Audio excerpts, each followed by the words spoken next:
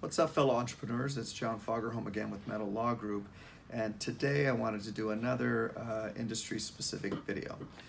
So with these types of videos, I go into the liability that I see in a specific industry versus talking about a specific type of liability or a specific type of problem. Okay, so today I want to talk about restaurants because restaurants are probably about 50% of my business, if not more. And it's simply because there's just so many things that can go wrong in a restaurant. You know, you can have wage and hour problems. I did another video about the risk of sexual harassment in restaurants just because of the way the work staff interact with each other. But yeah, so anyway, what made me think of restaurants is I had a client, and he came to me because he wanted to terminate an employee. And basically, he found out that over the 5 to 6 years that employee had been working there, he had been stealing money out of every shift using I don't know the exacts of it, but using a fake POS number and then billing half his stuff on that and then keeping that money. So even with that, there's still a risk of firing. And of course you have to fire a person that's dishonest. So he was fired, and the guy then turns around and files a wage and hour claim.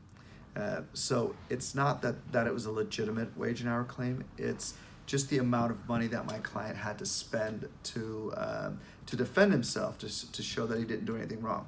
So of course you can sue your client also for any damage that they create to you. But if you don't need to, it's just a waste of time. How do you collect from a waiter? Even if you get a huge judgment, it just doesn't make sense most of the time. So the problem with restaurants is just the number of people that work there. If it's a good sized restaurant, just the number of claims types of claims that you can get. Most of what we see is sexual harassment, of course, but also wage and hour. And the wage and hour stuff comes a lot out of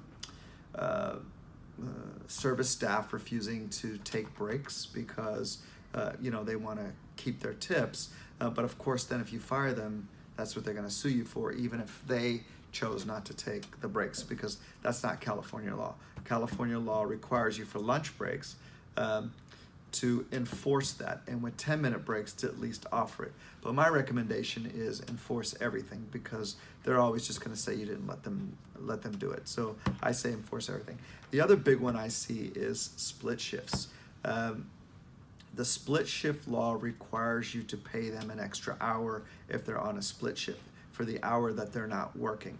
And so a lot of people don't do that. They close for a number of hours, then they have that same person come back. What's going to happen is you're going to be charged overtime for that, and you're going to get potentially going to be an overtime problem or a minimum wage problem. So both things that are not good.